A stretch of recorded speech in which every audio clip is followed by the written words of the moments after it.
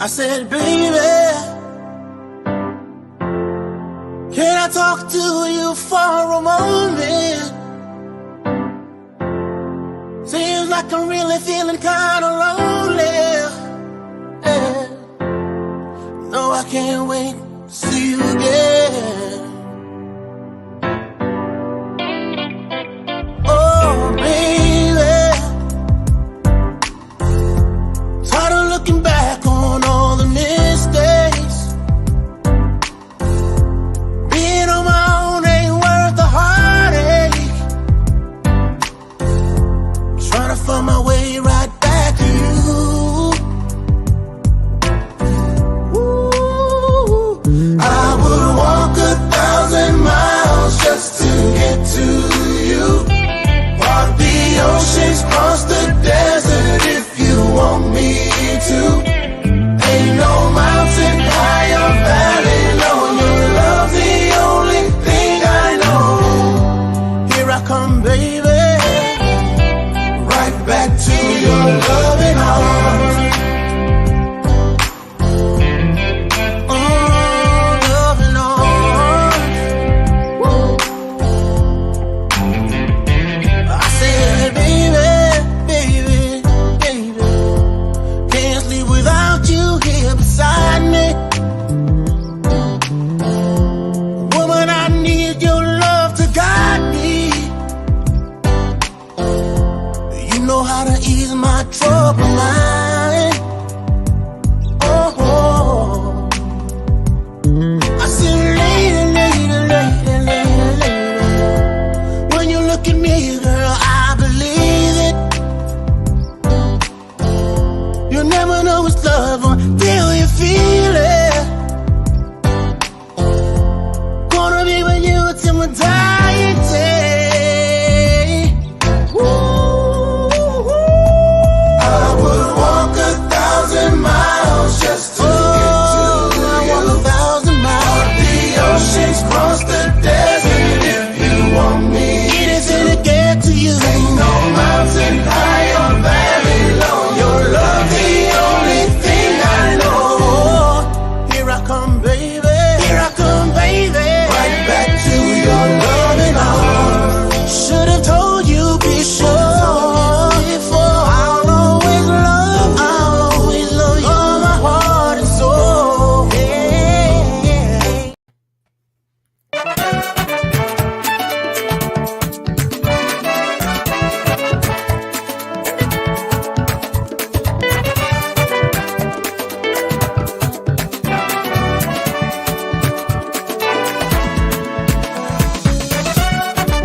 Calling all the women, calling every single mother.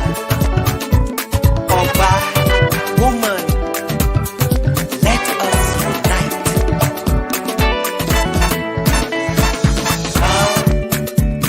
Mamas, come and save your child. Baby earth is reeling and wailing and needs your tender embrace. Mothers of the universe, Mother Nature's eyes. Ooh, come save your child. Come save your child. I said, come sisters, come and take back your child. This great.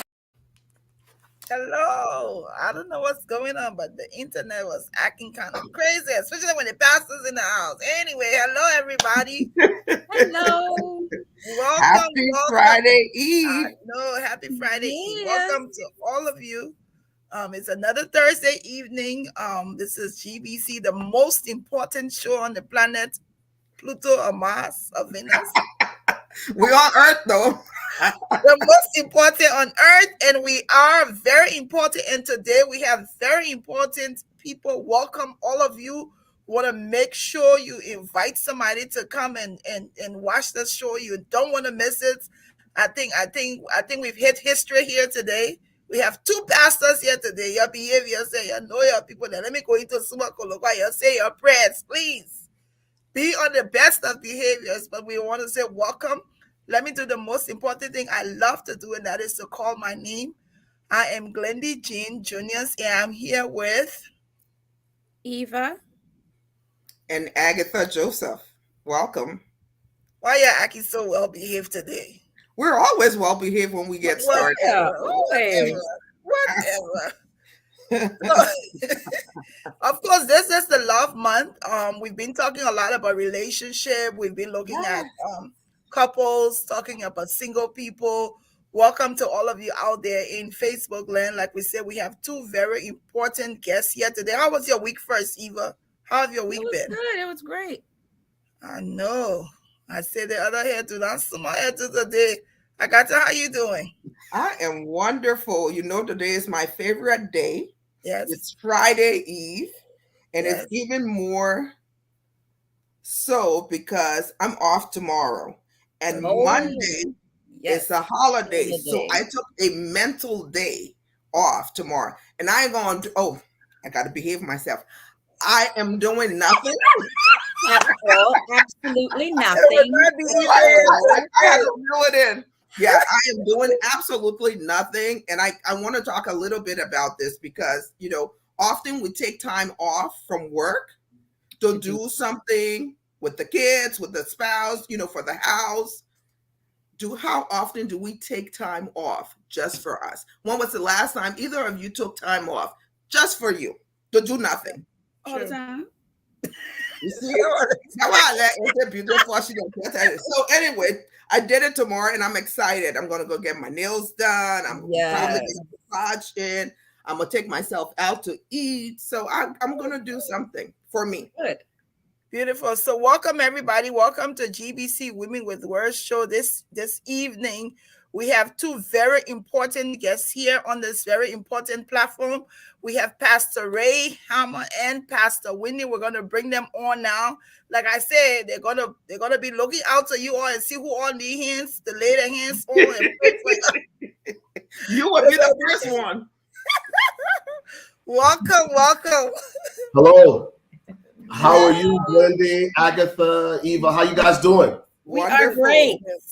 Welcome to both of you. Yes. Thank you. Thank you so much for having us. Yes. Well, the pleasure is all ours. Yeah, listen, I feel like I'm with old friends, right? This is my first time on the show, but I've got a little bit of history with Wendy just because I know her family. I didn't say Not related? Say no, again? we're not related. Aren't you related? No, we're not. Well, everybody from Bowser kind of sort of related, right? True, everybody from Bassa is. And then before there was ever a WNBA, there was Agatha. Come on. Yes, there was Agatha. There you go. Mean, handles out of this world. Incredible basketball player. She is a Liberian basketball legend. But I haven't had the privilege of meeting Eva. So again, it's an honor to meet you for the first time, even though it's virtual. And listen, thank you for inviting us to be on such an important platform. It's very important. So thank you. We're so honored that you could honor. I was just saying, it's like it was when I sent the request and you said yes, I was so excited and I shared it with Agatha. The first she was like, wow. It's like it's an amazing. I said no. Let me tell you what I said. I said that man is one. I didn't say heck. I said another word. I said that man is one of a basketball player. And I said, "Oh, their pastor. Can I say that?" But we're so grateful to have both of you on. Yeah, thank you. So we want to do ladies first, but we want you, Pastor Ray, to introduce your wife to us. Tell us about your wife, and then we'll go where she'll introduce her husband to everybody else. Now, your wife is beautiful, and you're also handsome. So let's talk about these fine people here. Oh my, thank you. You're too kind, Wendy. Thank you so much. So this is my wife, Wendy. We met in 1998. We were both in Bible college at the time in Tulsa, and we met there. She's originally from Michigan. She is American by birth, but listen to this. She is Liberian by choice. There you go. You need to see her swallowing that fufu. Yes. Listen, she is a Liberian at heart, loves the culture, loves the people, loves the food, and I'm the American queen rice bread maker. No, so yes, listen to me.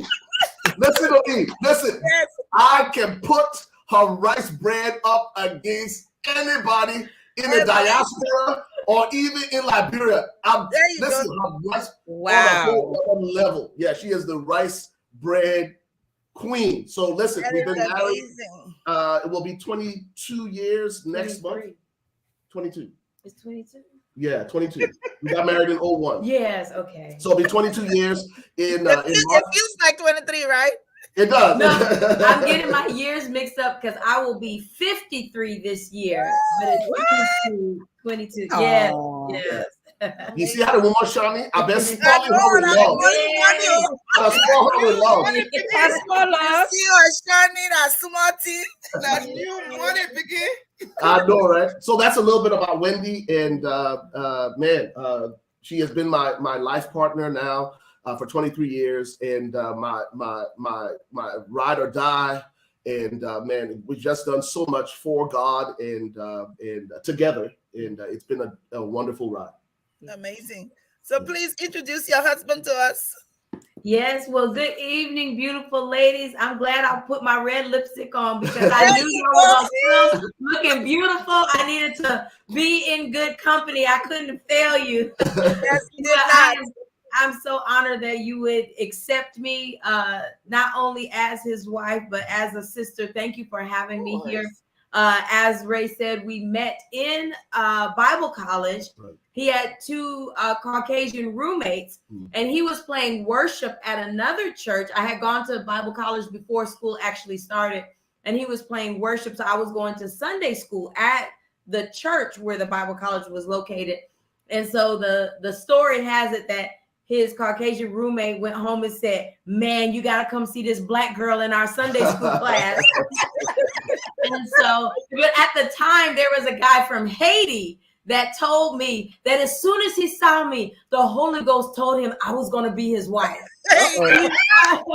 Run. I'm from one step up from the hood. I'm from Ypsilanti, Michigan. And I told him, well, the Holy Ghost hadn't said nothing to me yet. So you need to go somewhere. Yeah. But anyway, in all fun, we met in Bible college, and we have a tremendous testimony that I don't know how much we'll get to share, but he has been every bit of a Boaz for me.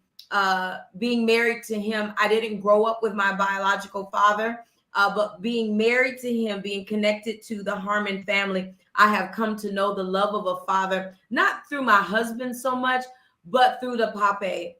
Yes. When Ray asked me to be his girlfriend, the Lord told him, "You jumped too soon. She is not ready yet." And I wasn't. I had dealt with some tremendous heartbreak, and I didn't realize I was still working through it. So you all, he came back 3 days after he asked me to be his girlfriend and said, "I got to check in my spirit." The Lord said, "It's not time yet." Well, I told him, you and Jesus should have talked about this before you even got my feelings and my emotions involved. I know, right? Yes.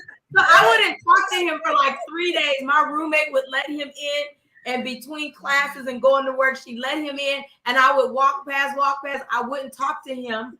I had never met his family. We were not boyfriend and girlfriend, and he gave my phone number to the pape. And the pape called me on May 31st, 1999 at 7 a.m. It was Memorial Day, early in the morning. Wow. And I answered the phone. "Hello." I was still asleep because we were off from school and work. "Hello?" And he said, "Oh, baby, this is the pape. And Julia said you are vexed with he." And I told my roommate, I said, "His dad speaks Old Testament." And so, and I said, "Oh, it'll be okay." But because, even though we weren't going together, he wanted to seal the deal. So he put his parents to the task. I call it reinforcement. Yes, he called it reinforcement. And So it has been a beautiful. And you know what, Wendy, the pape is a charmer too, Yes. He is. Yeah. That's why he said that pape to run his Here feet. 23 years later. And before we go into the interview, thanks for the intro on both of you. We're so excited to have you. We're also in this month of February is Black History Month. And today on Facebook, we saw a post of one of our own being honored from the Fox Theater. So I want to share that piece of video for Sina. We want to honor for Sina. She kind of shy. She shies away from all of this. She has refused to do an interview. She's not ready yet. But when I saw this, I was welled up in pride to even watch her. So our Black History Month person for this week that we're going to honor is Faustina Bonner. Let's watch this together. Awesome.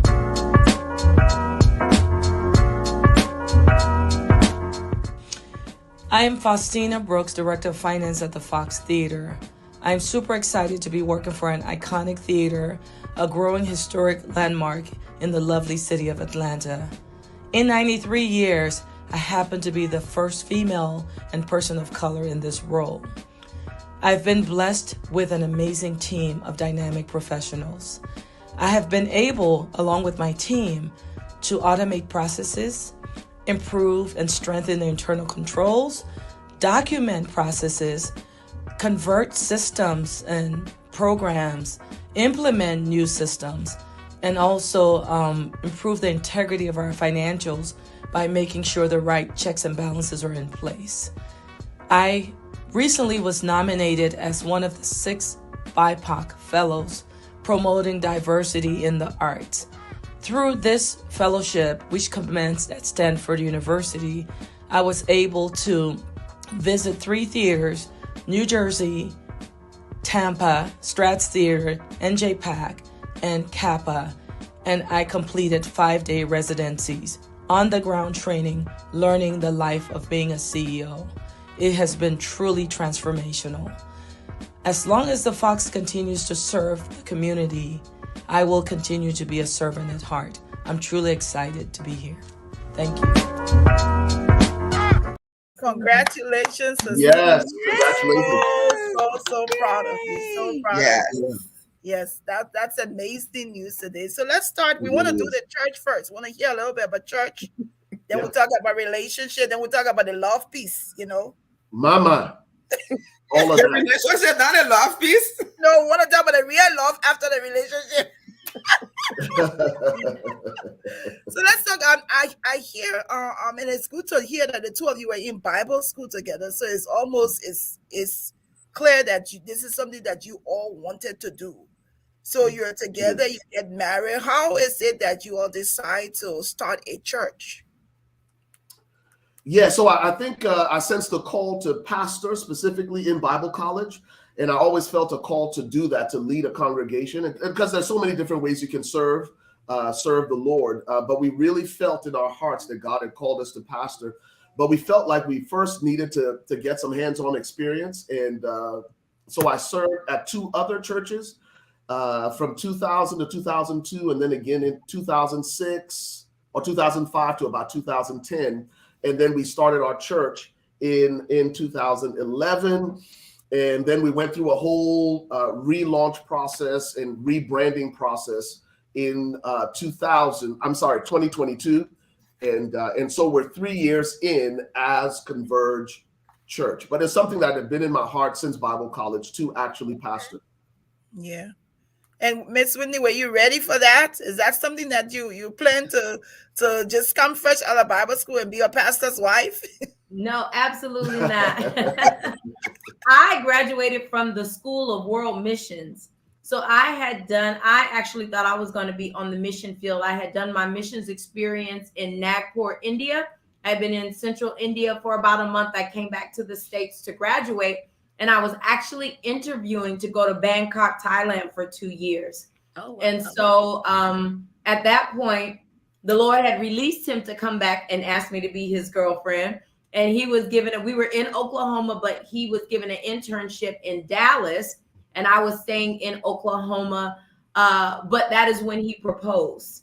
And so even though I never had a desire to be a pastor's wife, my primary expression in ministry is evangelistic. So it's kind of like, love them, move on, tell them the truth, and go on. So being a pastor's wife, I do love people. I am a school teacher by profession, so people have been my thing. But what helped me when he said, hey, I want to launch out on our own, is because he hasn't been any different in me being married to him now than before I knew his name. I saw him for the first time walking across the campus with his head down. He had a brown suit on and his Bible in his hand. And he was just praying to himself, walking across campus. So before I ever knew his name, I thought, wow, that guy is serious about God. And then he moved into the same apartment complex, he and his roommates across the street from me. And so before I knew him and knew who he was, I already had a sense. I had a respect for him. So when he came to me after we started dating, and once he proposed and said, hey, I've got this call to I really want to start a church, it wasn't a surprise to me. I think I would have been more surprised had he not. And that he wasn't pastoring or anything. He just was, from day one, very dedicated, very serious, and extremely knowledgeable. Unlike, some people, they can talk the talk, but I saw him live it out with his friends, with his family, how he loved and respected his mom, the honor that he showed his dad, the respect and honor that they gave me and just meeting me, the welcome I've always had. So who he is as a man makes it easy to support him as a pastor. Okay. And I think one of the, go ahead. Oh, go ahead. Yeah, and I think one of the things for us is we're passionate about helping people fulfill their God-given purpose, right? So right now our assignment is to pastor, but there's so many different ways you can help people discover, develop, and deploy their God-given purpose. And so that was one of the things that made the pastorate very intriguing, right? Because people come in, they come with their hurts, they come with their habits, they come with their hangups. And one of the things we're passionate about is just helping people move along so they can fulfill their God-given purpose. So, and to those of you who just joining us here this evening, this is GBC Women with Words. We're talking with Pastor Ray and Pastor Wendy Harmon. They're pastors of the Converge Church in McKinney, Texas. Why Texas? Yeah, so Texas, we landed in Texas right after Bible college. Like Wendy said, I got an internship at a church here. And the pastor he had graduated from the same school we graduated from. And I came down, did that summer internship, and eventually went on staff there. And this was in 2000. We fell in love with Texas, the North Dallas area, and we've been here ever since. So this has been home for 23 years, and great community. We have an emerging Liberian community, but it's just a really, really incredible city to start a family and really to put down roots. But it's been fantastic. Okay, I got to Eva. Any question on the church? Eva, you want to go? No, go ahead. So I want to sway a little bit from the church as the building. Let's talk about the church as a group of people. I personally struggle with the church, the building, and the people in the church. I've just had some really bad experiences. And so my question to you is, do you believe that one can be helpful, serving to others without having this title of being a Christian? Yeah, great question. Being a pastor, we've had a lot of conversations, right, with people who have experienced what most people would call church hurt, and it's very real. And people have dealt with the hypocrisy, right, in the church. We say one thing and we do something entirely different. In fact, several years ago, Mahatma Gandhi famously said, "I love their Christ. I don't love Christians. They are so unlike their Christ." And I think the problem with the church has been that we have been a bad PR firm for Jesus. And so I get it when people say, I don't do the church thing. I've been hurt before, or there are a bunch of hypocrites. And for us, it's given us an opportunity to do things differently, right? To live authentically, to love people right where they are, right? And so the way we say it at Converge Church is God loves you just the way you are, but he loves you too much to stay that way, right? So we help people, we love them right where they are, but we want to move people along. The second thing I think that is important, God created us, right, to be interdependent, right? So community matters. You don't want to be isolated. You don't want to go through life without people around you. And so the church should be a place, here it is, a safe place, right? A safe place where people can be themselves, where they can take off their masks without fear of judgment, right? And so that's the kind of culture that we've created at our church, right? In fact, we like to say it this way: no perfect people allowed, right?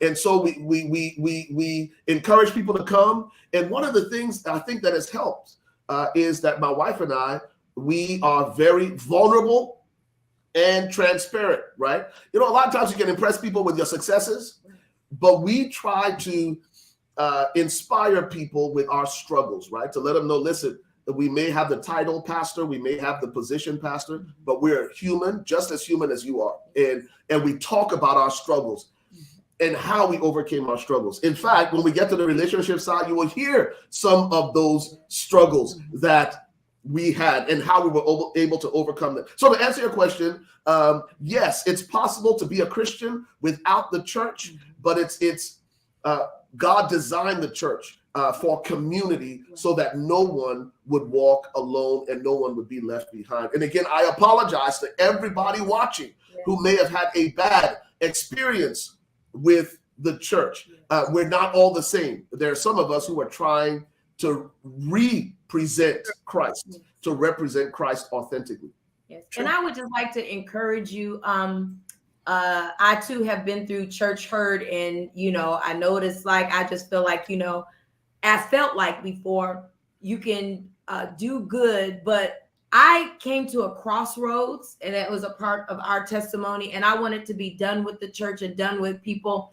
But I feel like I challenged Wendy. I said to myself, don't make God pay for what man has done. Good. And I said that I think I could see that in my mind, because as a woman and having been hurt in a previous relationship, I had to go through some counseling and some healing because I didn't want to make Ray pay for something another man did. I needed to guard my heart and be healed. And so when I experienced some things in the church, that is what came to the forefront of my mind, is I have to catch myself, and I committed to God. I'm not going to make you pay for what man has done, because God had been good to me. I couldn't look back and see where he had failed me, but I can look back and see where man has failed me. Right. And I can see where God has delivered me and where he's blessed me.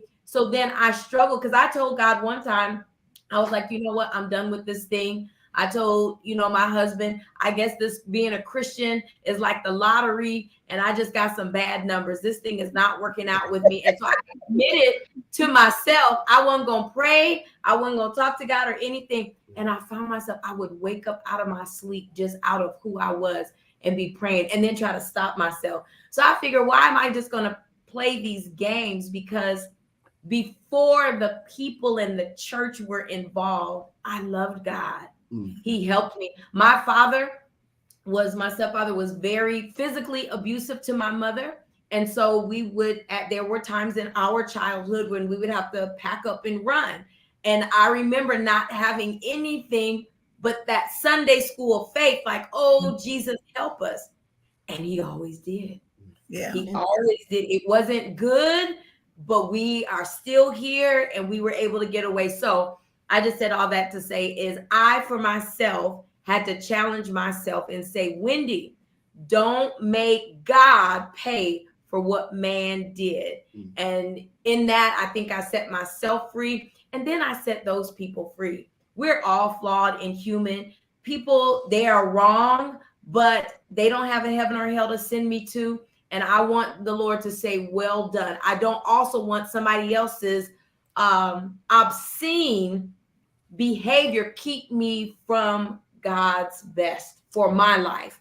And so I could go on and on about that on behalf of all the toxic people at churches, the Church Universal. I say this with all humility and all seriousness. I'm almost grieved to tears because your testimony, even people going to our church, I sat across from a lady and she said, I want to serve, but I just can't. She had been so violated and hurt. And so I seriously say to the panel and to everybody, on behalf of the Church Universal, and I think it would be okay to speak for Jesus, we are deeply, deeply sorry. We are deeply sorry. We are deeply sorry. And we ask that you just give God a chance and get you a new church and leave all the monkeys over there at that other church. Okay, so I'm going to jump over that one, but I understand where you're coming from, and I certainly can respect that. I'm gonna make it a little lighthearted with my next question, or else we will be here forever, because I can be really cynical when it comes to church Christianity and all of that. Not because I don't believe, just because the older and more mature I've become, I just have a lot of unanswered questions. And unfortunately, we don't have enough time for y'all to save me. So I'm just going to skip to the next one. So recently, I noticed on Facebook that everyone writes, happy heavenly birthday. I'm like, y'all some really arrogant people, because I know some of these heifers ain't go to heaven. So why is everybody every single time say happy heavenly birthday? I for me, it was funny, it was comical, but do people really believe that? You really know some people. You're pastors, so you know people intimately. There are some people, I'm sure you looked at cross-eyed and said, Lord, I need to pray just a little bit more, because he ain't gonna make it. How do you help people see that? I mean, it can't be all good. It's like certain preacher preaches only good things. Right.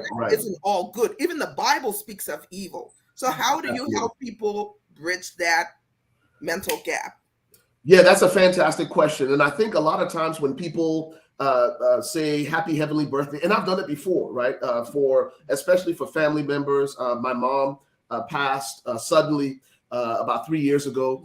And so I've said that before, happy heavenly birthday. And I think when we say that, it's a way of processing our grief and mourning the loss of a loved one. Does everybody go to heaven? Do the people that we believe, and we say, oh, they made it to the other side. It's one of those things that I have very strong theological opinions about, but we don't have time to exhaust them now. But I think when we say that happy heavenly birthday, or when we say something like rest in peace, or we share these hopeful comments with people, I believe we do that to help people navigate their grief and provide comfort. Ultimately, right? Ultimately, God has the final say. So I'm very careful about my words, right? In terms of who made it in and who didn't, right? Eva, any question? A part of it is a very valid question, but I think a part of the grace we can extend to one another is I wouldn't ever if someone came to me personally and they asked me my opinion, I would share it, but I would never challenge that, because say if that family member didn't live right and they went to hell, but you really love them, they belong to you. So I think there's just a part of grace. We let people process their loss, and also the flip side of that is we have been right in the room with people as they've transitioned. And even though people have not lived their life for God, they've maybe have not been nice, but in those last few days and those last hours, sometimes people have regret, and they have enough to call on the name of the Lord. And then that is something that we can't dispute, God's decision in those last times. We had a girlfriend, her grandfather, he studied not Christianity, and her mother had just kept witnessing, and he was in the hospital and he was dying. And he actually had an open vision that nobody can dispute. So to this day, we believe that he went to heaven, though there was nothing in his life evident of that. He wasn't even a Christ follower. He was against the church, against Christ and Christians. But in those last days, he had some experiences that, you know, sometimes we don't actually know. It could actually be true. You all have to come back because there are just so many questions. But Yes. we'll delve into that. another time. Yeah, said a private session. Just go there afterwards. I think that's pastoral counseling, right? Y'all pray for me. Any question from you on the church, Eva? No, I just love the way, you know, that you guys are very authentic. Yes. And for me, like she said, you know, I came here when I was 8. I was in a church until I was like in my late 30s. And when my pastor retired, because he was very authentic, he was, you know, just human, because as a pastor, that's what you're supposed to be, human. You're not above God. You know, you're here. You're going through the same struggles we're going through. And like Agata, I've tried several other churches, but I have never found a church like his church, because he was just human, you know, and I see that in the both of you, that you're just authentic and you're human and you know, you're the real thing. Ooh, Lord Jesus, don't get well, we have really appreciate that, Eva. Thank you so much. So I want to ask a question about, and this will probably be the last question for those of you just joining us. Everybody seems to think that Glenda is quiet this evening because we have. Not everybody that only Max. Everybody. That is not even true. But let me just ask the last question. I want to talk a little bit about the fact that there are 2 pastors. So there's a husband and a wife. And let me just, I hate to go back into my past, but I'm divorced now. I was married to a pastor. And I didn't go to seminary. I did 1 semester of seminary. I knew that God didn't call me to be a pastor, straight out. God, I made the good grades. I made 4.0 that first semester. I said, Lord, I could just force this, but I know I ain't feel it. So I want you to tell us how it is how are you able to balance it out? Because I know from my experience, there will be people coming to Pastor Ray and talking about Pastor Wendy, and there will be people coming to Pastor Wendy and talking about Pastor Ray. How are you able to balance it out so that when you step out there in your congregation sees you, they see a unit, and they're not seeing and Pastor Ray is not believing what they're saying about his wife, but you're supportive in the midst of your congregation, even in the stories that they tell you? I'm going to speak to that. We had a situation. We don't really experience that. We actually have a multicultural church. So we have people from Liberia, Sierra Leone, El Salvador, Mexican. We have white. It's predominantly African American, but we have a mix. So, we have always led as humans from the beginning. And so we will tell people, first of all, you stop it at the door. So somebody a few weeks ago did go to my husband, and they kind of beat around the bush. Oh, and they said something. And he stopped them. It was a woman. Are you alluding to me or my wife? What's going on? And her stance was, well, you're okay. But she was upset with me about a leadership decision I had made. My husband called for a meeting. Me, the lady, and one of our overseers that doesn't speak in the meeting. We had a meeting. So when you set your culture where you don't allow that, I don't even allow, for instance, even with a man, say I'm over children's ministry, I'm over the youth ministry, I'm over family life. So there are men that lead. I never send a man a text without my husband being on it, and vice versa. So we teach people this is how we treat each other. I had a man at church one time, at a previous church, tell me, "Ooh, you sure are looking fine today." And I told him, Pastor Ray is taking care of it all at the house. Hello. All at the house. That's And what's so, up. yeah, you stop people early with that. And then Yeah. people see your unity.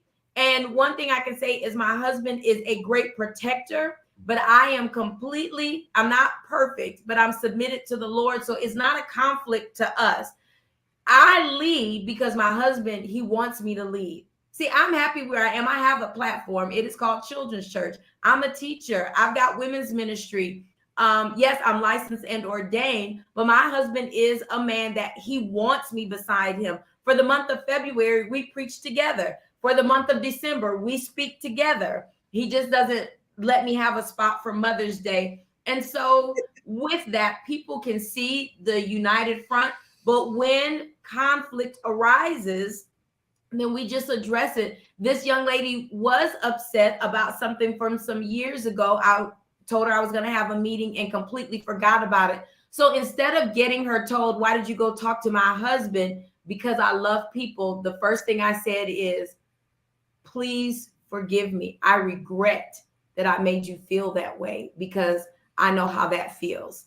And I do. And so I was able to be vulnerable. But when you'll have people that try to test it, but you stop it at the door. You stop that thing at the door. And then we also have a covering from our church. If my husband is not there, I have people assigned to me. I don't necessarily have armor bearers and all that stuff. I have people assigned to me. When he is there and I'm not able to be with him, there are men assigned to him. And so our church is growing now. But yeah, when you pray and you love people, a lot of that is, see, sometimes churches are messy. I love the local church, but sometimes it's messy because the first lady is messy. Yeah. And sometimes pastor too. you got whoremonger spirits because the pastor got that whoremonger spirit on him. Now, I'm not against the church, but I'm saying that some of the things you can experience, my granddaddy used to say, if the head's not right, the tail sure can't follow. Absolutely. So we just stay submitted and in prayer so that when we are out before the people, it keeps a lot of that at bay.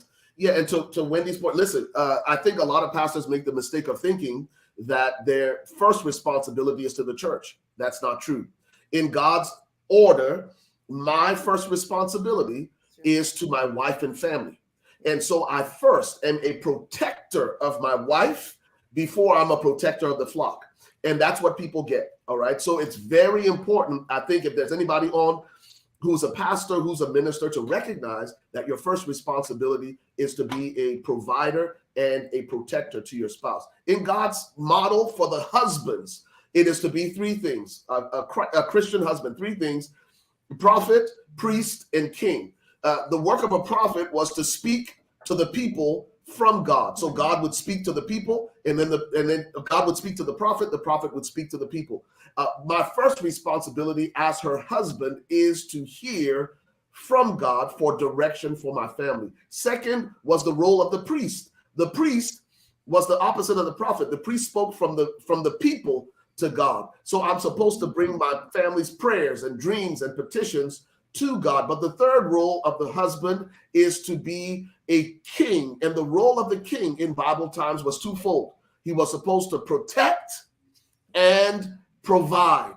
And so how do we deal with that? Number one, my responsibility is to protect my wife and provide for my wife and family. And so whenever there's conflict, my immediate posture is to defend my wife, and then we can work out the details. And when you do that as a husband, it leaves no room for anybody to come in and mistreat your wife. And so that's a big deal. I don't play that.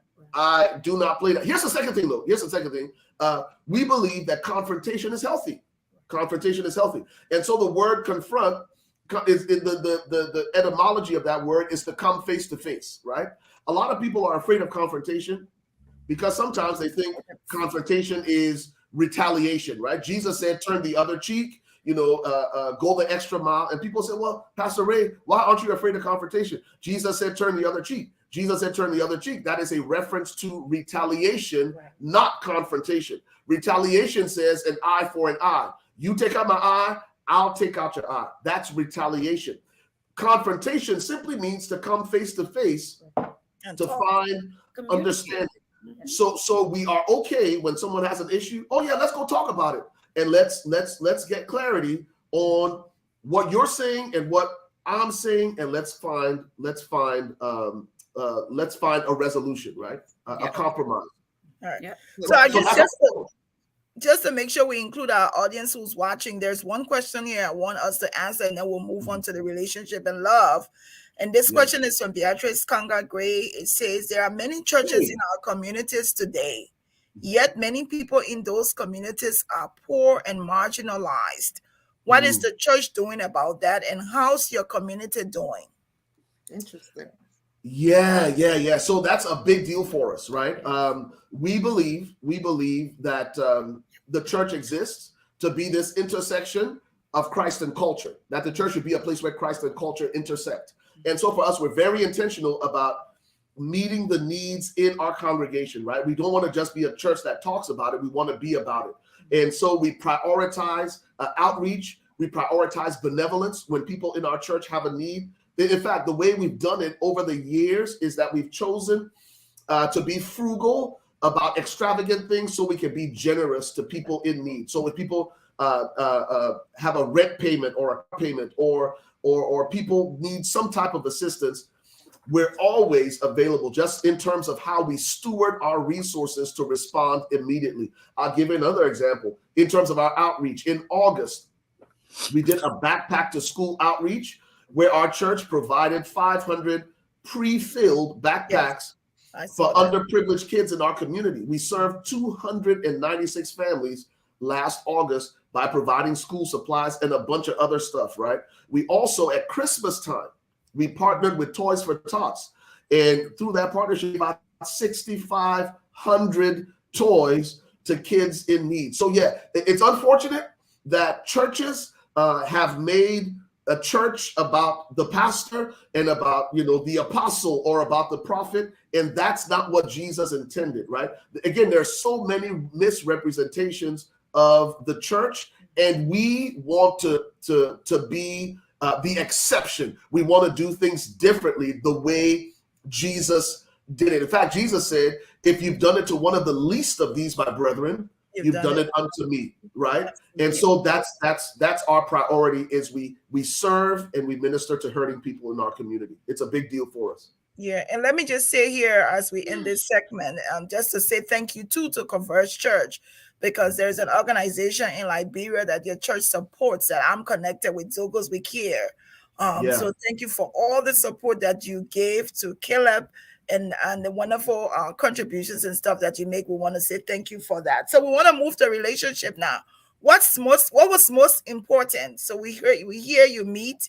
Was it the relationship that was important first to build, or was it the love? Because I'm of the backdrop that we built a strong relationship to grow in love.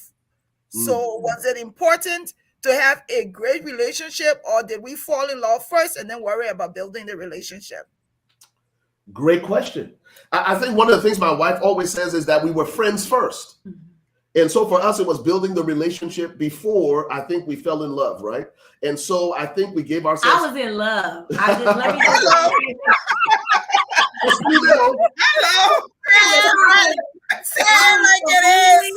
I was completely smitten. And I was like, if I got to be his friend because we're in Bible school anyway, I was like, you know what?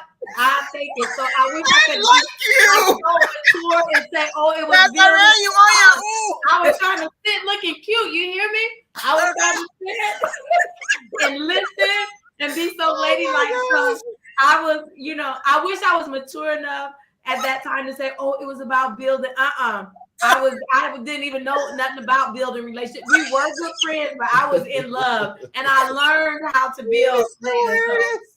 Yeah. What she said. He was intentional about building relationship. I was just like, I don't know what they do over there in Liberia, but it's about to be good to me. I made her hair soft. I made her hair soft.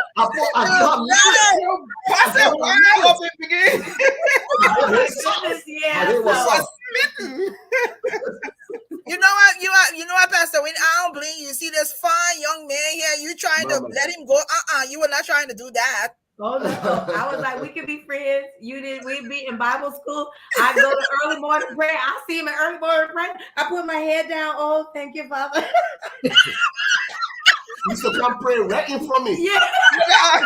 She used to come pray. She tried to pray. She just sit down right in front of me. No, he would come sit out behind me, and it's so funny because even though I saw him, he made me nervous because I thought no good Christian guy like that would like a girl like me. And that's, you know, your part of your testimony. So a part of, even though I was smitten, a part of being his friend, as I had a difficult time believing that a great guy like this would like somebody like me. And so the Lord had to do a lot of healing. But yeah, I would be sitting on my steps saying, oh Lord, if you could just have one blessing left for me, just let it be him. Yeah, I prayed almost 2 years. And I prayed, Lord, not specifically for him. When I found out that he liked me because his roommate spilled the beans first, I have been praying about a year, you know, Lord, I don't have a name or a face, but please let me have a husband. Lord, I don't have a name or a face, but please give me favor with his family. And so I prayed that way. Oh, wow. So then when it came to him, then I felt like, ooh, well, in my mind, he was perfect. Even though I knew cognitively he's not perfect, but it was just like, wow. You said, Lord, you remember that prayer? I told you this is the one, this is the face, and this is the name, right? Say, hold up, Jesus. I got a name and a face. Here's the picture. Make sure you don't make a mistake. Yes.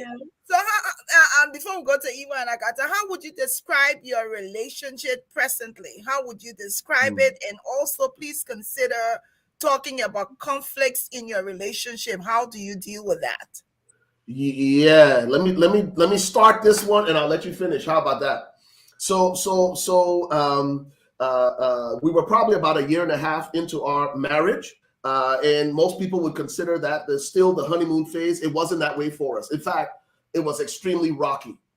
You get two people together and both of you say you love Jesus, but again, you still have to deal with your humanity. The way we say it at our church is, marriage is not just the seamless, effortless union of two souls. It's the collision of two histories. So Wendy was bringing her history. I was bringing my history. Yeah, I was born again. She was born again. We both love Jesus, but we both had our experiences and our baggage. And here's the other thing, our expectations. Yes. And most marriages experience conflict because of unmet expectations. And sometimes those expectations go unmet because they're not accurately or clearly articulated, and they're not clearly understood. So we had a lot of conflict. We were misfiring on so many levels. One day I was sitting, this was Sunday afternoon. We were home. I was watching the game. She was making dinner, and there was like 2 or 3 minutes left in the game. The Cowboys had the ball. They were going down to score, and she stood between me and the ball. Oh my goodness. And listen, I knew I was in trouble because listen, this was before TiVo and before DVR. So I was, come on, somebody, right? And this is what she said to me. This is what she said. She said, Ray, I know you love me, but I don't think you like me. And I sat there, and in fact, that question haunted me for 2 years. You talk about conflict. There was one time we were in this heated, I wanted to say argument, but I'll call it intense fellowship. No. It wasn't an argument. Come on, somebody. It was an argument. It was a serious argument. Yeah, serious. And this is what she said to me. She said, Ray Harmon, you may have been born in Liberia, but you will die in America. There you go. I'm taking it there. Now, what pastor level? No, but listen. We had so much conflict early in the relationship, but that was about 21 years ago. It took a lot of work. It took a lot of work, a lot of humility, and we could tell y'all the rest of our story. But now I can say that we're in a beautiful place. We've grown, we've learned, and we get to celebrate each other. And the truth is, conflict in relationships, not just in marriage, in all of your interpersonal relationship, conflict is inevitable, but misery is optional. Right. Most people choose to be miserable, right? Hold on, let me write that one down, Pastor. This is a good one. When I go upstairs, Y'all made me want to move to Texas. Lenny, so I can read it. I want to talk to Mr. Joseph when I go. What you say? Conflict is inevitable. Conflict is inevitable. Misery. Misery is optional. Yeah. Yes. You don't have to be miserable. You can have conflict and work through your conflict. But misery is really a choice. And unfortunately, people live in misery because of so much unresolved conflict. And a lot of times people aren't willing to have the confrontation, to come face to face in a healthy way to resolve their conflict. And usually when people have conflict in marriage, and what we were experiencing was the fact that somebody didn't feel like they were seen or heard. Yep. Or appreciated, right? And so when that happens, you have to find a healthy way to have those conversations. And this is the last thing I'm going to say. Go turn it over to Wendy. And that's why in all of what we do in terms of our premarital counseling and when we teach on marriage, we talk about the importance of your marriage. And I think I posted something today, being a demilitarized zone, a DMZ. So if you go to South Korea, right on the South Korea, North Korea border, there's a DMZ, a demilitarized zone. That's where no weapons are allowed. Your marriage should be a DMZ, a demilitarized zone, where you lay down your weapons. And one of the first weapons that you have to choose to lay down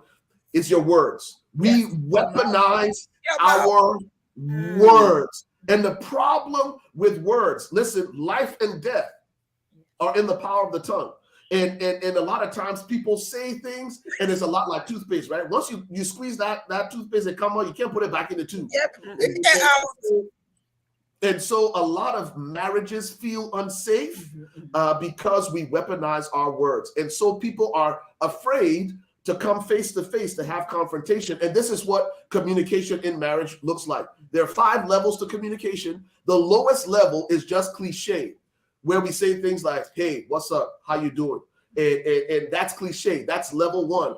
Level 2 of communication is facts, right? Where a husband and wife might say, hey, you picking up the kids today? Okay, no, I'm picking up the kids today. Okay, they got anything going on after school? Where you just talk about the calendar and you just report facts. The third level of communication is where you begin to communicate ideas and opinions. Most couples don't even get to level 3 because they feel unsafe to communicate their ideas and their opinions because the person that they're in the relationship with will shoot them down because they have weaponized their words. And so a lot of times people suffer in silence in relationships. They can't talk to their significant other because the relationship is unsafe because we've weaponized our words. We can't even get to communicating my ideas. We can't get to communicating our opinions. If you can't do that, you can't get to level 4. And level 4 is where you begin to communicate your emotions, how you feel. Again, people suffer in silence because the relationship is too toxic, it's too unsafe, because we know how to weaponize our words. Level 5 is intimacy. And intimacy, we see that in scripture, Genesis chapter 2, the scripture says that Adam and the woman were both naked and unashamed. But that nakedness doesn't just speak of a physical nakedness. It speaks of an intellectual and emotional nakedness, where two people can be transparent, they can be vulnerable and unashamed.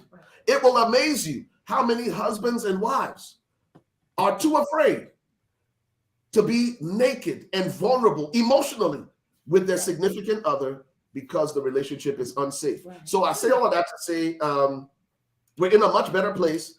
A lot of our conflict was around unmet expectations that weren't communicated. But once we got to the place where we could communicate our expectations in a healthy way, we got through level 1, 2, we got to level 3, where we began to communicate our ideas, our opinions, and then it was safe. And then we went to level 4, where we could communicate our emotions. And now we have a more intimate relationship where we can both be vulnerable and transparent and not be ashamed. Like if I tell them anything, they will make me shame, or you will use it against me, or you will judge me for this. You know what I mean? Right. Yeah. So, Wendy, before you go on, I just want to do a time check and be respectful and ask, because this conversation is good. If we can keep this going for another 30 minutes, I'm good. I hope you all are okay with it. I really want to get to it. The conversation is interesting. And if you don't have nowhere to go, we want to continue this because people are really enjoying the both of you. Okay. Yes. So I can stay on. I think you do. Yeah, I have another meeting, another church meeting on Zoom, but I'm going to stay. I have somebody else open the meeting. So I'll probably have about 10 more minutes, but I'll leave him. Okay. Because he's good. Y'all enjoy him. I'm enjoying you too, girl. Any question from you and Agatha? Eva, Go ahead. Relationship? I lost my question because I was so intrigued by what you were saying. Good. Hold on.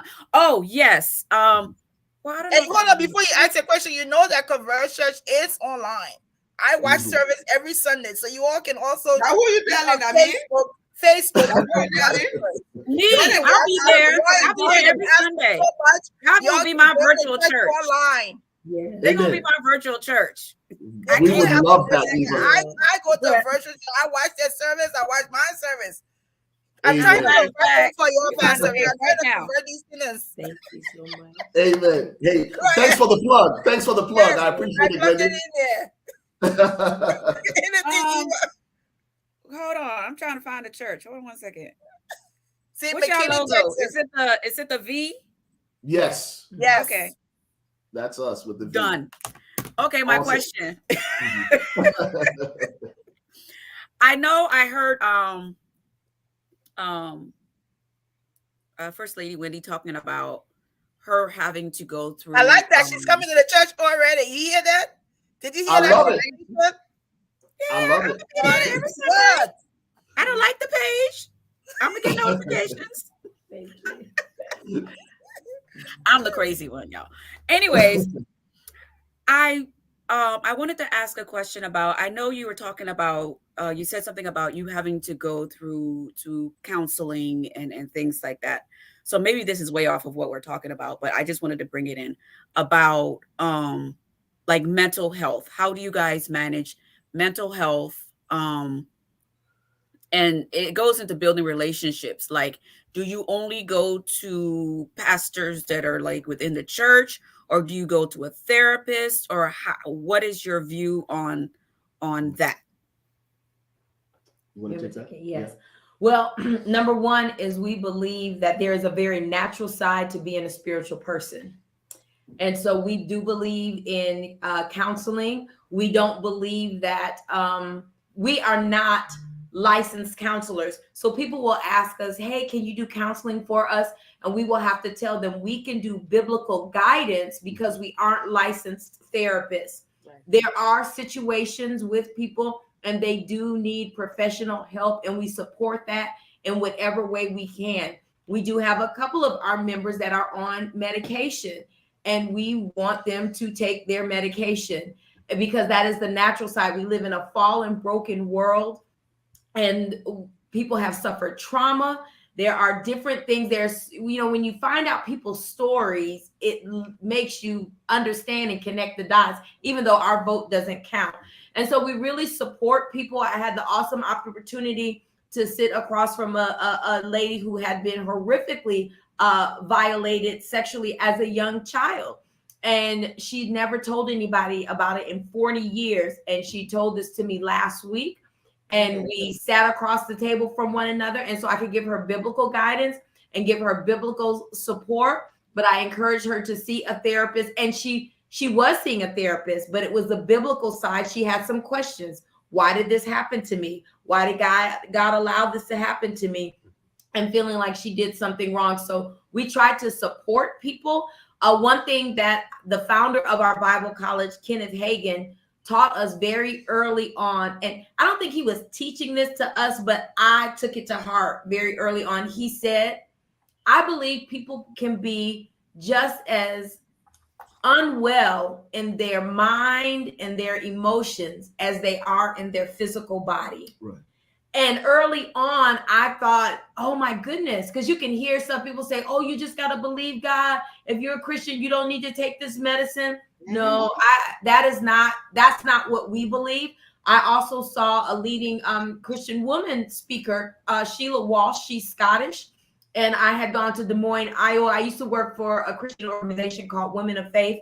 And they flew me to Des Moines, Iowa to see one of their conferences there.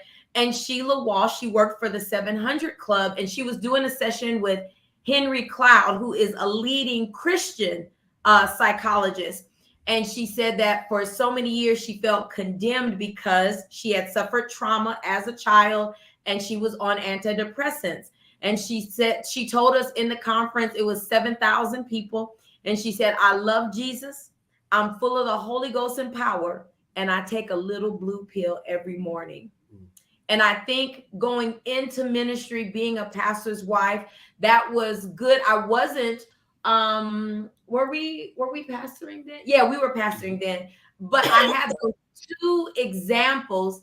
Number one, not to judge people. Number two, as a believer, and especially as a pastor, I think it is our responsibility to help people get the help that they need, especially when we can't meet that need. I mean, even when Jesus, it says in Matthew, when Jesus fasted and prayed, it says, and he was hungry. Jesus got hungry. He slept. He was angry. When he was in human form, there were things that needed to be taken care of. He paid his taxes. There are things that we have to do. So we believe in getting people the support that they need. Yes, Jesus paid it all. The word works, but we are living in a very real human experience. Yeah. And so we encourage people to get help. It can be in a Christian context, or it can be in a non-Christian context. Yes. The most important thing is you want the therapy you're receiving to be effective and to address not just the fruit, right, but the root of the problem. Right. A lot of times we see symptoms, but we're not really dealing with the very root of the problem. And so in James chapter 5 and verse 16, James writes, confess your faults to one another, pray for one another that you may be healed. So I think a lot of times as pastors, we miss this. We pray to God vertically for forgiveness. We confess our faults one to another to be healed. Yes. You see the difference? We confess our faults to God and God forgives us. But when we share our struggles with others, they can help us through those struggles and we are healed. There's something therapeutic that happens when we no longer allow the things that we struggle with to fester, right? Because they take on a life of their own in darkness, right? When you shed light on it, the healing process begins. So we encourage that. Before Agatha comes, I know Pastor Wendy has to leave, but we want to hear a little bit about what is a romantic evening for the two of you. What do you all do? That's You want lip up? You want lip up? You want lip up on TV? Give it. Look. Yes, you want lip up on TV? I know. I have to go, but one thing, I know it may sound cliche, but one thing about my husband is he doesn't wait until it's time to get started. So for instance, I told you that I teach school. So the other day for Valentine's Day, I'm in a predominantly Indian. It's a public school, but the students, 60% of the students are Indian. And so the other day, and I returned to education after being gone for 17 years. This is my first year back. Oh, wow. And so all of a sudden, the front office calls me on Monday and says, you have a surprise. Well, he sent an edible arrangement, all these chocolate strawberries. Well, some of my kids there, I teach fourth grade, they've never had chocolate strawberries. So I told them, a gift for me is a gift for you. So I sent them home with the little strawberry and pineapple on a stick. And so I was like, oh. So then on Valentine's Day, the office calls me again and said, you have a very special delivery. And here comes my chocolate Santa Claus. Hello. Hello. And all these, and my kids just went wow because he's never been up to the school. They never went. And so he can't. Well, you know, that's speaking my language. That might not be romantic to anybody else, but when I come home, I'm like, ooh, you made me look all good. My kids loved it. And then last night for Bible study, I show up for church because I'm teaching women's Bible studies on Wednesday night. He has gotten edible arrangements, chocolate dipped fruit, and surprise delays. Come on, Pastor Ray. So You read it. So when he does all of that stuff in the day, I may call him and say, I hope I'm not gonna have no trouble out of my husband tonight, am I? You read it. She got one high heel she can put on. She got one high heel she can put on in the day. And that's a spectrum. One high heel she can put on. So just like I said, Pastor Ray was taking care of it all at the house. That's what a north cold wind blow and he loses mind. When I set it off, I'm not even going to be guilty. You will not find me. I'm doing everything to keep the pastor coming back to the house. That's it. I'm moving to Texas. Yeah, Carmelita come knocking at the door. He's like, no, you need to talk to my wife. There you go. I love Jesus, but I will beat he and Carmelita.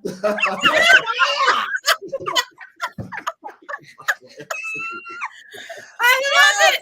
Oh my God! We know you have to go, Pastor Wendy. I did not have to behave myself. Right.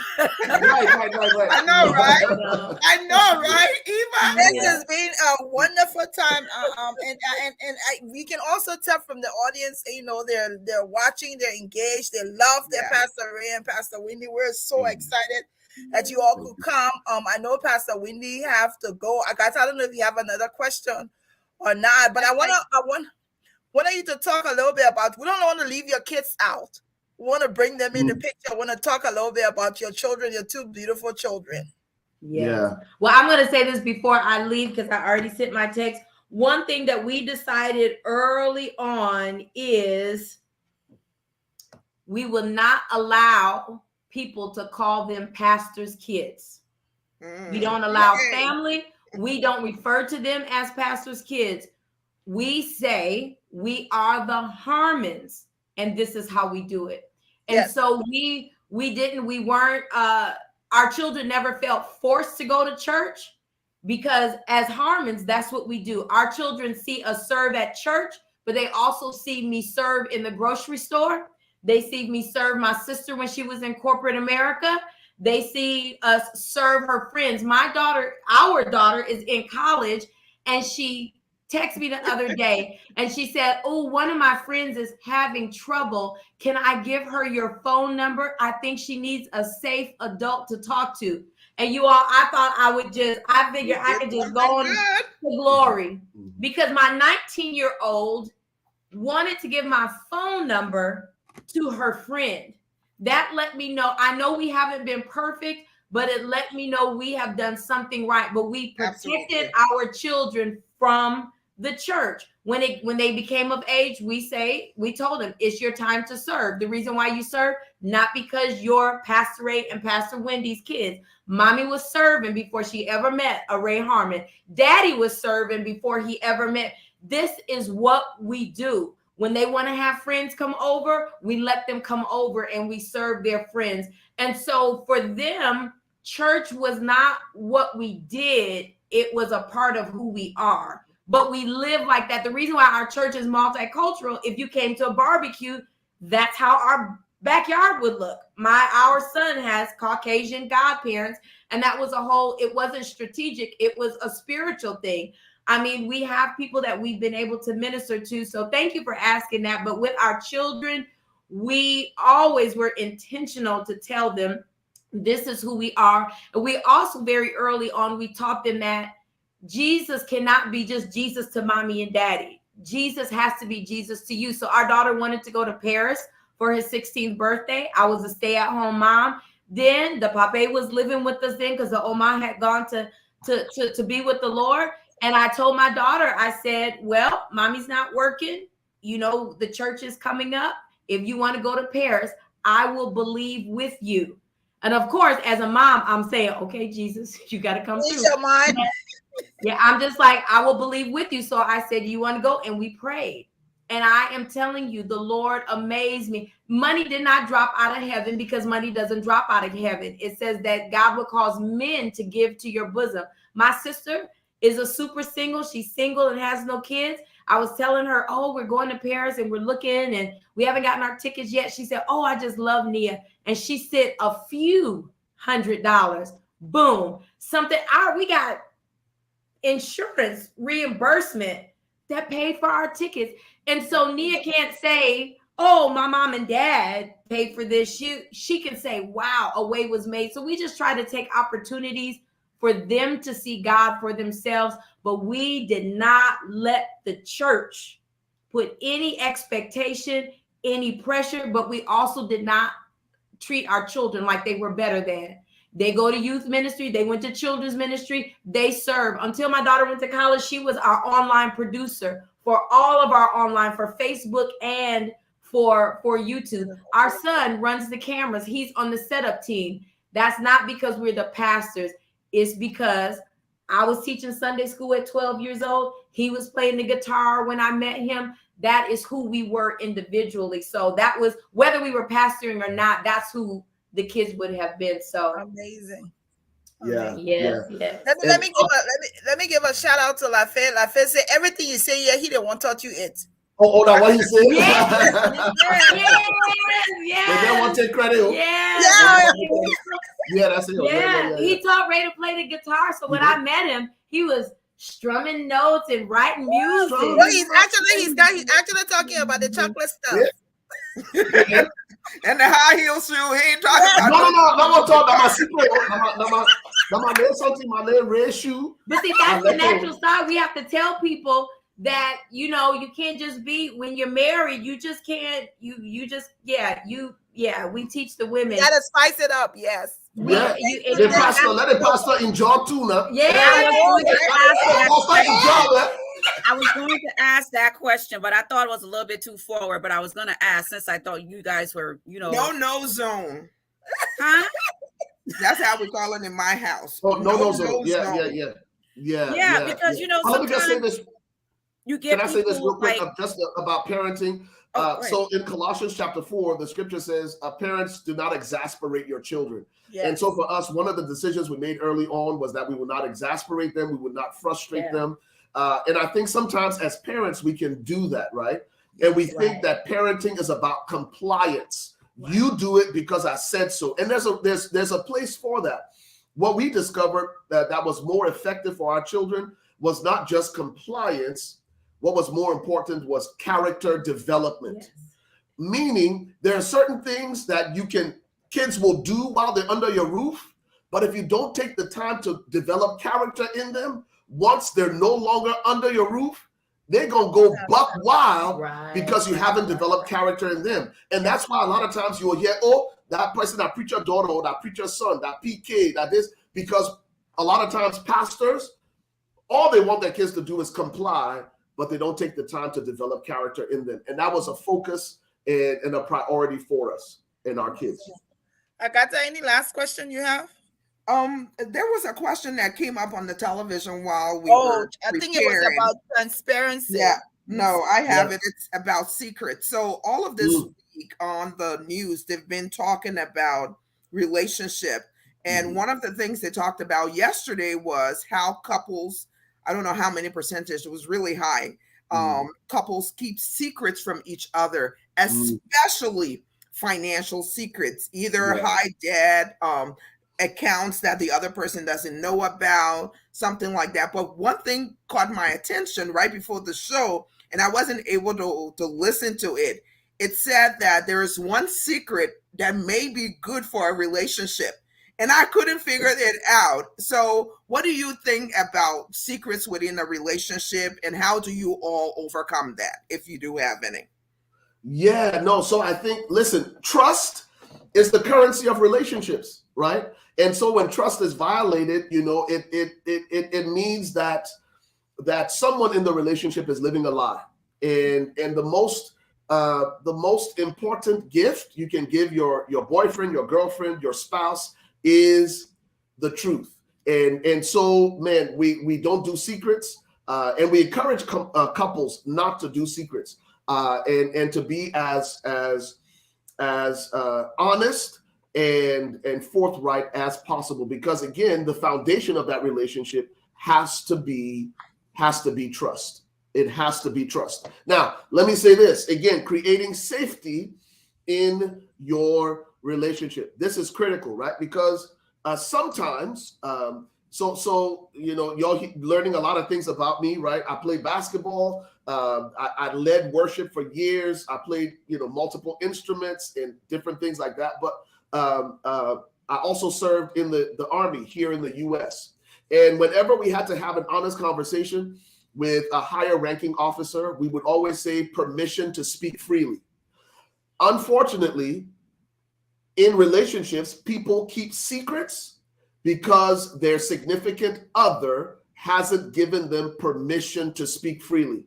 Meaning, I really want to say this, I really want to tell you this, but if I do, I already know what the repercussions will be. And so instead of telling you, I'm going to withhold it. Now, here it is. How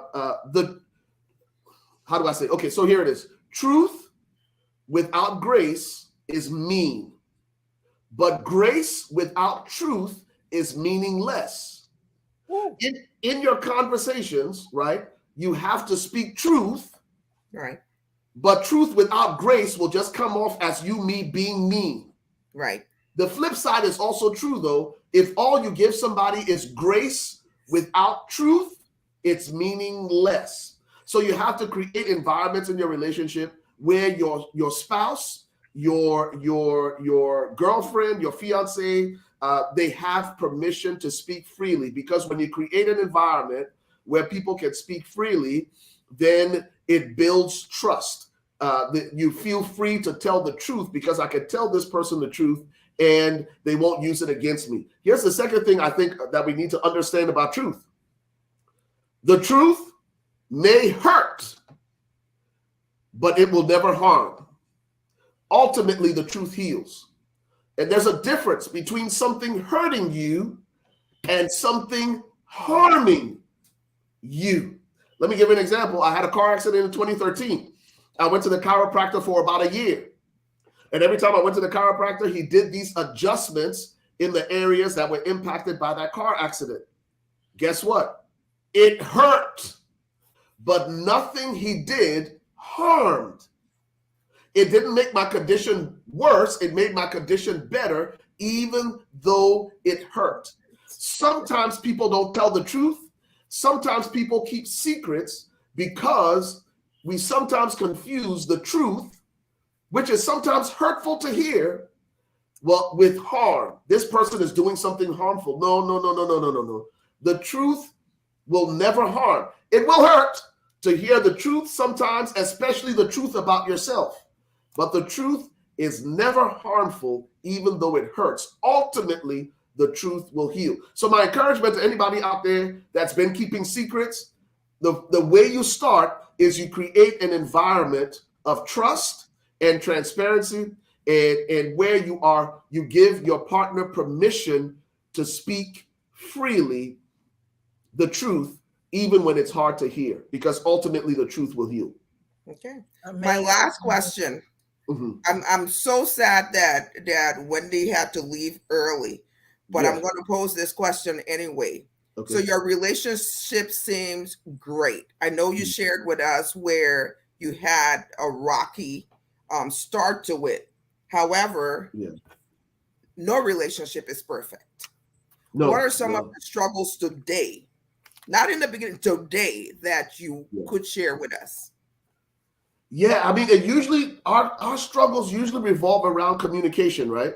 And I say one thing, she hears it differently. She says one thing, I hear it differently, right? And so those will be the biggest things. And so how do I say? Even just a few days ago, right?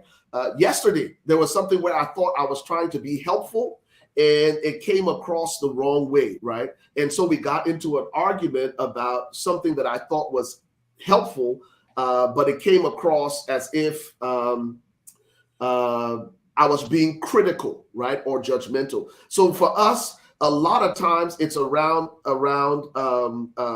communication.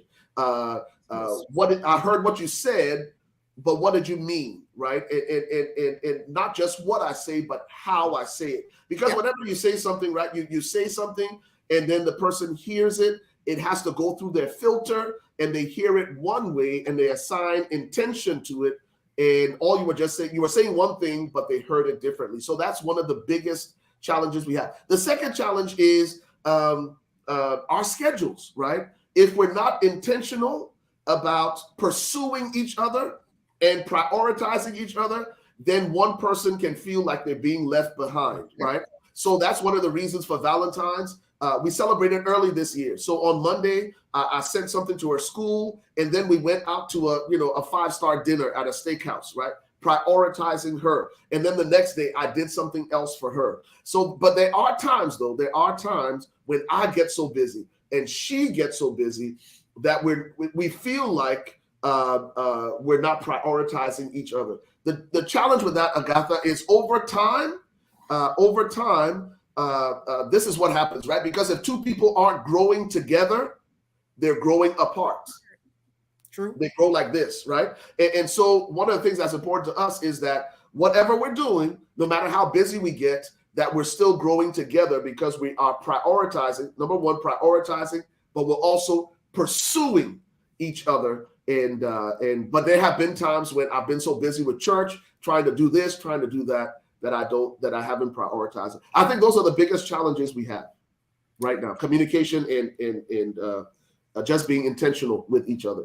That seems to be the primary issues of most couples, especially for some of us that have been married for God knows forever.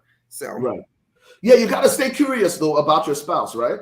And because the people change, people grow, people evolve, right? I can't make the assumption that Wendy is still the woman that I met almost 25 years ago in Bible college, right? In 1998, right? She has grown, she has evolved. So I can't assume that what I knew about her then is still true. In fact, at Christmas time, I went shopping for Wendy, and I called our daughter and I said, "Hey, Nia, what do you think about this?" I sent her a bunch of pictures. She's like, "Dad," because the whole time we've been together, her favorite color has been green. So I'm sending all this stuff, green this, green that. She's like, "Dad, Mommy doesn't like green anymore." I had no clue.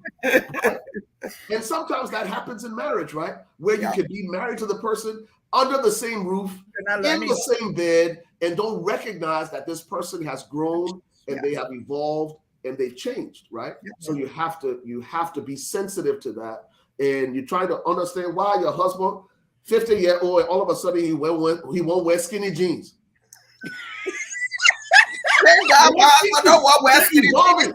Because I don't wear my own skinny jeans. So let me.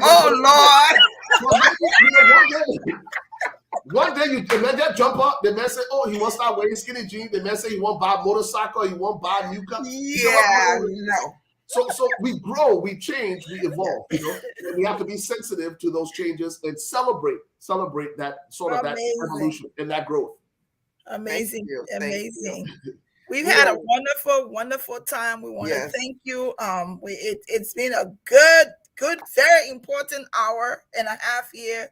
We've learned a lot. The audience too have loved you. This won't be the last time. You are you are a passionate teacher. Thank you. We've learned a lot. Hearing from you and the cliches I love poetry, the things that you're saying here and there, they're standing out. So we want to thank you. We want to thank your wife for coming. Thank you for honoring little us. For big people like that to come to this smart here with you. No, this is a very important platform. Very important.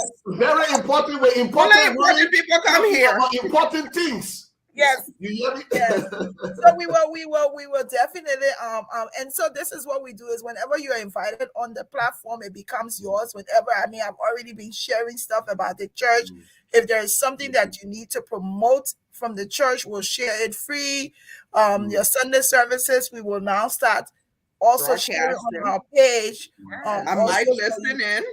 Yes, they will listen in. We might plan a trip there together and bring these sinners to church. You never know. Y'all come. Listen, G's coming to tax. Listen, if y'all come, they make a red carpet. They make a paparazzi. The confetti that will be waiting for a loading. A loading for you. You see that small thing? That would be looking like that when he see me. It will not be for small We children. will plan a trip in the summertime. We will plan a trip and come there together. I think you're doing a great thing. So this is what we like. This is the reason for why we do what we do. To be able not to only share the bad things about Liberian and other countries, but to also share what's good, what's happening good amongst young people, the innovations and all of those things. So thank you so very much. We love you and your wife. Can you imagine when we come over there and I saw Wahala will be there? It will not be easy. In fact, when you arrive on the scene, I know if my man Femi, I know that your family man, I can't wait straight to Hotel Lounge. We will plan the trip. We will plan the trip because Agata Iwa haven't been there. I've been there 2 or 3 times to Marora Lounge, so we will definitely plan the trip to come there. So thank you so much. We wish you all the very best. Holler at us anytime if there's anything you need us to do to be able to promote your church work or whatever you're working on. I've also one things I think that stands out from the Converge church page is those little pointers with those little sayings. We'll continue to share that on our page. There was one that you shared last week that I shared. We had over 1,000 people view that little piece. Wow. So I just want to continue to share that. So thank you so much and have a beautiful, wonderful evening. And thank you to your brother for teaching you all these good things. I know. The man will take credit. I know. The next small brother enjoy something, sir. You want to take credit? All right, Pastor Ray. Thank you so much. Right. Bye-bye. Thank you. Bye-bye. Bye. Woo, beautiful hour. I love this. Woo, yes, They are a breath of fresh air. Yes, they are. I do have to say, listening to the two of them speak, kind of make me want to learn more. So how about we plan a weekend? Let's talk after here. Let's plan a weekend to Texas. Not right now, but let's plan something in the summer. You really want me to go to church? I really want you and Eva to sit and for me to be in the middle of the two of y'all and hug your two. I would be like this. Yeah, you will be like those Madame in the Nigerian. Why they I think we can do it. I think we can do something in the summertime. I know you guys will. I know Akata has been talking about you and Iwa have talked about wanting to go to Marova Lounge, and I'm pretty sure we're planning to go. Faustina will follow us there because it's actually their family. She's family with the Harmon, so we'll be looking forward to plenty. We'll be coming to Texas. You hear me? We're coming to church. I'm bringing these sinners to church, my people. Wait, I don't know about that. But when you stop singing, you mother Mary not? I've been in church long time. Mom made courts. No, they won't talk about your church. I've been in church. I've been going to church. Mom made courts. Let's go, Agata. All right. This one says, be yourself. Everyone else is already taken. Yes. Nobody can be me better than me. So I'm still being me. Yes. That's it. Very true. And you already been you, and you can't go back and be anything else except you. All right. Oh my God, this was good. Yes, it was. Really good. It very, was very nice couple. I like their delivery of the message. They seem to be authentic. I appreciate that. They were transparent. So, there's still hope for people like me. Yes. It was good. But a happy birthday, happy heavenly, and I'm saying it to some of the people I know in Wendy. I would just not say anything. I would jump over here like G2. I Agatha, you need you know you're supposed to plan something for us. Please plan the Pazuka people trip for Texas. Okay. We'll talk about it later.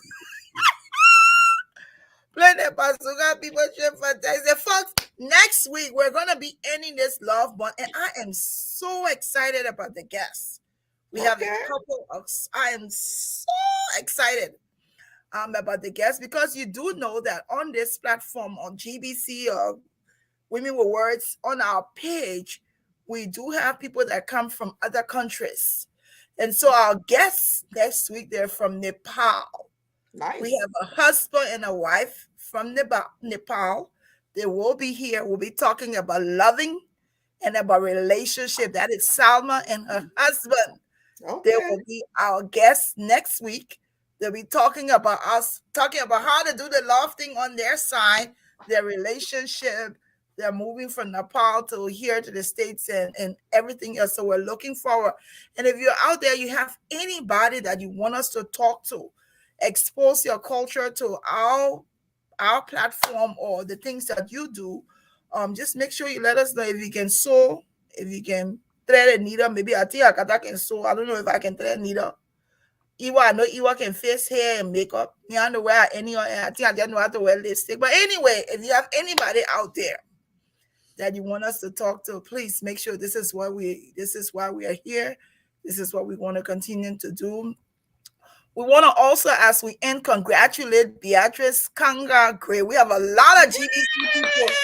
Beatrice! Congratulate Beatrice. Iwa, please make sure you tag us so she can know we congratulated her. But yes. She watching. So Beatrice. She's been watching. Beatrice, we want to congratulate you. Black History Month celebration. They're going to be celebrating Beatrice on the 26th of February. They're going to be honoring her. Beatrice has been here twice. Why am I saying that Beatrice? Beatrice not count. They show 2 times on people. Beatrice. I got to be here with that Beatrice. Beatrice. They show twice, and she has a business, a home care business, Caring Grace, a CEO, and so her community is recognizing her for Black History Month. We say congratulations to her, well deserved. So Beatrice and my people, which country we? Beatrice and Faustina, congratulations to the two of you. Beatrice and Faustina. We are so proud of you. Okay, folks. This is it, right? This is it, folks. We'll see you. We'll see you tomorrow. It's Friday. That's Eva's day. Yama. I did a yama on that page though. One yama I got for you tomorrow. Yo, it's you will run away. Would that be easy? Okay, folks. Until next week, Thursday, we'll see you. Y'all make sure you come next week to hear about love in Nepal, okay? All righty. Bye-bye.